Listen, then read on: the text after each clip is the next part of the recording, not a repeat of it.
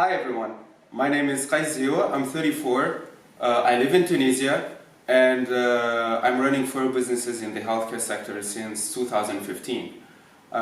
More than a year ago, I decided to move out from the operational day-to-day work to more advocacy in order to better finance the healthcare sector across Africa.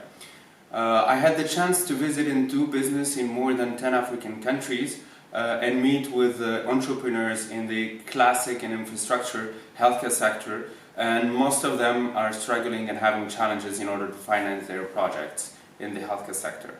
So by classic or infrastructure healthcare industry, I mean private hospitals, labs, pharma industry plants, single-use products plants, nursing and medical schools, just to name a few, and of course on top of the health tech and medtech industry.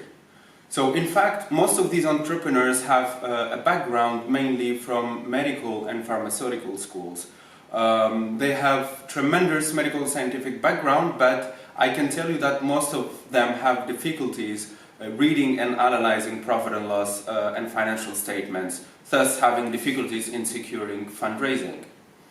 On the other side, we have good political announcement from the G7 and the G20 about injecting tremendous amounts of money in the African economies, but unfortunately these funds are definitely not adapted to the reality of the market.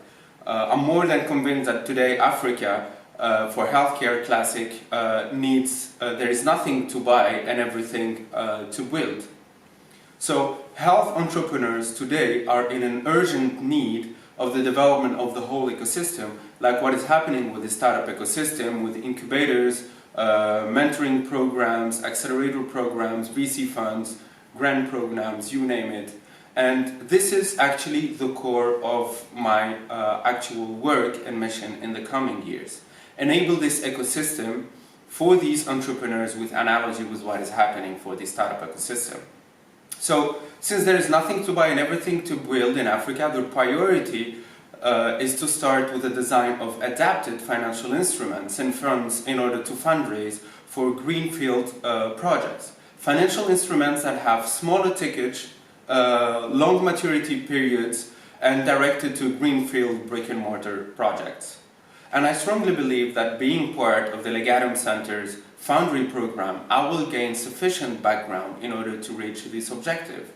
And I see 3 main advantages. So the first one is a collaboration with top scientists in order to objectively advocate for the development of such viable and profitable financial instruments. And we need to back it with strong scientific argument. And working with Mr. Reggie and his team would be a good starting point actually. Second is a better leadership skills in order to rally and convince top decision makers from the financial, institutional, political spheres so we can start working on actual pilot projects. Last but not least, sharing experiences with fellows willing to enable ecosystems in all industries in the different emerging markets would definitely enrich our mutual experiences. So thank you for your attention, and I hope that I will have the chance and the time to elaborate more on that in our next meetings. Bye-bye.